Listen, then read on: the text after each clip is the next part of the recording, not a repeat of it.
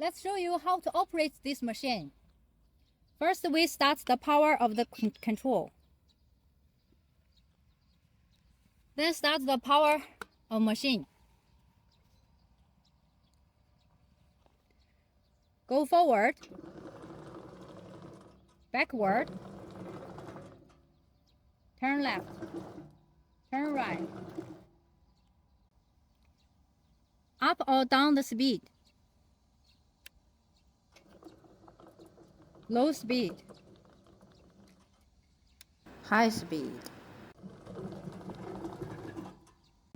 This is cruise control.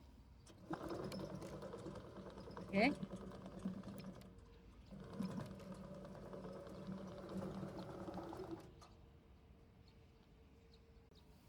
This is an emergency stop button.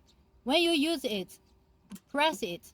Rotate the button clockwise to reset it. Turn off the power of machine. Turn off the remote control. Thank you.